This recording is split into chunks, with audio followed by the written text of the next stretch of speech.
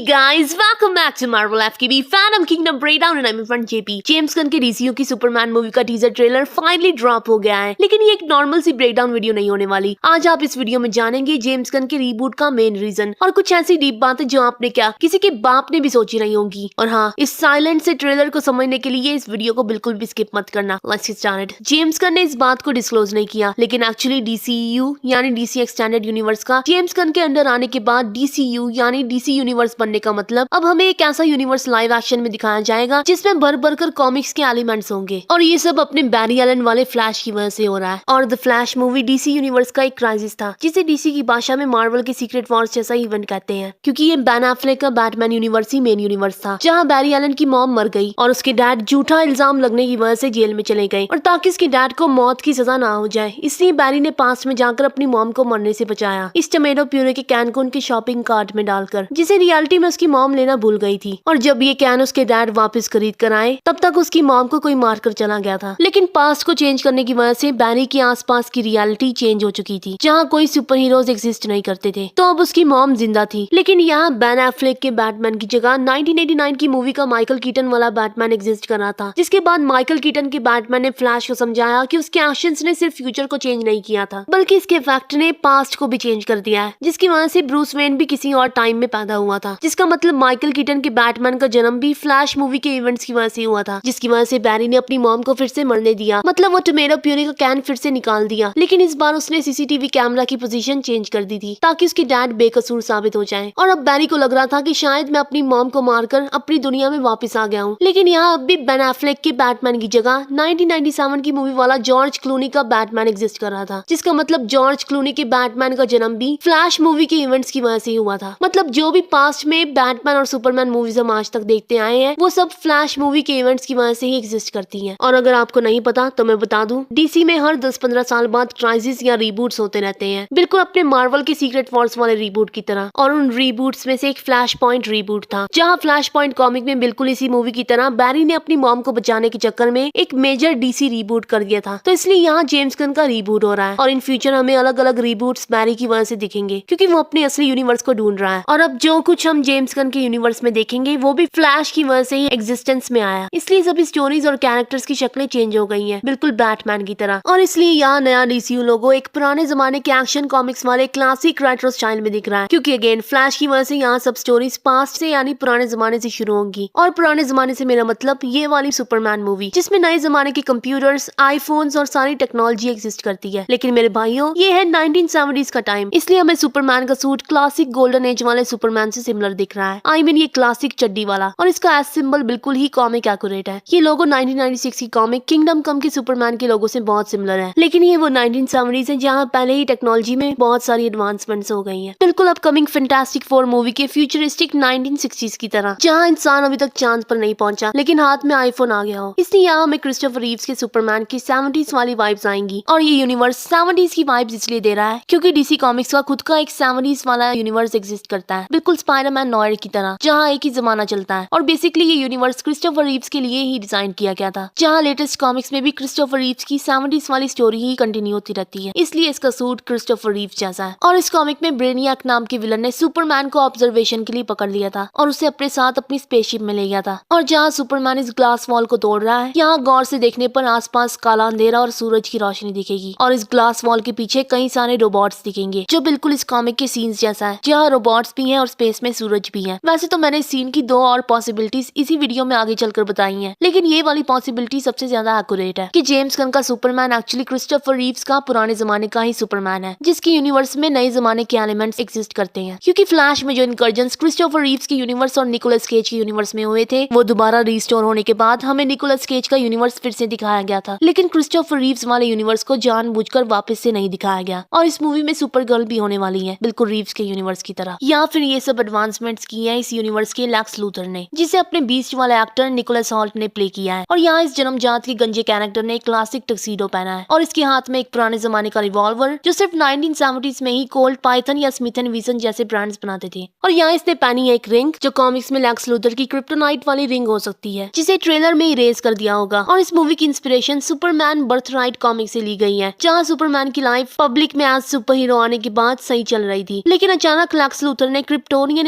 Information का गलत इस्तेमाल कर उसे आर्मी को दे दिया और दुनिया में खुद ही कियास मचाकर और बड़े बड़े रोबोट से तबाही मचाकर उसे क्रिप्टोनियन इन्वेजन साबित कर दिया, जिसे सुपरमैन लीड कर रहा है। और शायद इसलिए हमें यहाँ एक बड़ा सा काइजू बीस्ट दिख रहा है और बहुत सारे लोग मतलब पब्लिक जो सुपरमैन के खिलाफ है। सो यहाँ ट्रेलर की स्टार्टिंग में हमें सुपरमैन आर्किटिक में दिखता है, जिसकी हालत देखकर समझ आ रही है इसे किसी विलन ने डिफीट कर दिया है। और ये वही लोकेशन है जहाँ हमें सुपरमैन हर बार दिखता है, क्योंकि यहाँ फोर्ट्रेस ऑफ सॉलिट्यूड एग्जिस्ट करता है। फोर्ट्रेस ऑफ सॉलिट्यूड वही जगह है जहाँ सुपरमैन को अपना ओरिजिन हर मूवी में पता चलता है। और फिर यहाँ क्रिप्टो द डॉग दिख रहा है, जो कॉमिक्स में सुपरमैन का डॉग था, जिसमें सुपरमैन से ही सिमिलर पावर्स है। क्रिप्टो की फर्स्ट अपीयरेंस 1955 में एडवेंचर कॉमिक्स के इशू 210 में हुई थी। क्रिप्टो भी क्रिप्टॉन का सर्वाइवर था जो सुपरमैन के साथ रहता था, लेकिन 1986 की सुपरमैन कॉमिक्स में सुपरमैन को ज्यादा टफ दिखाने के लिए क्रिप्टो को कॉमिक्स से निकाल दिया गया। लेकिन रिसेंटली क्रिप्टो की अपीयरेंस दोबारा से हो गई थी, जहाँ कार-एल को अर्थ पर भेजने से पहले सुपरमैन के फादर ने टेस्ट सब्जेक्ट के तौर पर क्रिप्टो को भी सेम तरीके से भेजा था। फिर यहाँ हमें सुपरमैन एज क्लार्क कैंट दिख रहा है, जो डेली प्लैनेट की बिल्डिंग में जा रहा है। डेली प्लैनेट एक न्यूज कंपनी है जो डीसी कॉमिक्स में एग्जिस्ट करती है, और यहाँ सुपरमैन काम करता है बिल्कुल स्पाइडी के डेली ब्यूगल की तरह। और यहाँ बिल्कुल पास में द वुंडेड डक नाम का बार है, जो अगेन डीसी कॉमिक्स में एग्जिस्ट करता है। और ये पहली बार एक कॉमिक एक्यूरेट डेली प्लैनेट है, जो 1930s की एक्शन कॉमिक से सिमिलर है। यहाँ 1978 की क्रिस्टोफर रीव्स वाली सुपरमैन का थीम सॉन्ग यूज किया जा रहा है। यहाँ डेली प्लैनेट में स्टीव लोम्बार्ड, कैट ग्रांट, जो दोनों सुपरमैन के साइड कैरेक्टर्स हैं, और लोइस लेन है, जो सुपरमैन की लव इंटरेस्ट है। यहाँ सुपरमैन का अडॉप्टेड फादर जोनाथन कैंट है, लेकिन शायद यहाँ मार्था कैंट की डेथ हो गई है, क्योंकि बेसिकली हर मूवी में अंकल बेन की तरह जोनाथन की ही डेथ होती है। लेकिन यहाँ मार्था नहीं है, तो हो सकता है यहाँ आंट मे की तरह मार्था कैंट मर गई है। और यहाँ सुपरमैन एक कंटेनमेंट फैसिलिटी में है, जो शायद लैक्स लूथर ओन करता है, या फिर यहाँ ब्रेनियक मेन विलन हो सकता है। ब्रेनियक कोलो नाम के एक प्लैनेट का एक सुपर कंप्यूटर है, जिसे नॉलेज की इतनी भूख है कि वो हर प्लैनेट के एक एक शहर को श्रिंक कर अपने पास ऑब्जर्वेशन के लिए रखता है और फिर खत्म कर देता है। कुछ कॉमिक्स में ब्रेनियक ही क्रिप्टॉन की तबाही का कारण था, और शायद ये यहाँ अर्थ के साथ भी ऐसा ही करना चाहता है, या फिर शायद ये ब्रेनियक की सिमुलेशन है। यहाँ इस सीन को देखकर लग रहा है कि शायद ये डीसी कॉमिक्स की फिक्शनल कंट्री बोराविया है, जो इस न्यूज हेडलाइन में भी मेंशन है। और यहाँ जिस तरह ये बच्चा सुपरमैन के लोगों का झंडा लगा रहा है, वो डेथ ऑफ सुपरमैन कॉमिक की इस आइकॉनिक फोटो जैसा है। और मैंने वीडियो की स्टार्टिंग में कहा था कि जेम्स गन ने कॉमिक एलिमेंट्स को लाइव एक्शन में डालना शुरू कर दिया है। और फिर यहाँ लिखा है स्टैग इंडस्ट्रीज, जो एक इविल कंपनी थी। और फिर यहाँ हमें दिखता है गाय गार्डनर का green lantern, hawk girl, mister terrific और मेटामॉर्फो, जो शायद स्टैग इंडस्ट्रीज के अंडर काम करने वाली जस्टिस लीग है, बिल्कुल थंडरबोल्ट्स की तरह। लेकिन सुपरमैन इनसे डिफरेंट चलेगा, अपने कैप्टन अमेरिका की तरह। और फिर यहाँ सुपरमैन एक क्रिप्टोनियन रोबोट को मरता देखकर रो रहा है, जो कॉमिक्स में कई सारे थे और फोर्ट्रेस ऑफ सॉलिट्यूड में रहते थे। फिर यहाँ मिस्टर टेरिफिक अपनी फोर्स फील्ड से लोइस लेन को इन लैक्स बॉट से प्रोटेक्ट कर रहा है। आई होप जेम्स गन का डीसी रिबूट जैसा दिख रहा है वैसा ही हो। I am sorry guys, channel पर इनएक्टिव रहने के लिए कुछ पर्सनल रीजंस की वजह से मुझे टाइम नहीं मिल रहा था, और मुझे कोल्ड भी है, but hey I am back. अगर वीडियो अच्छी लगी तो चैनल को सब्सक्राइब जरूर करना। आज के लिए बस इतना ही। Thanks for watching.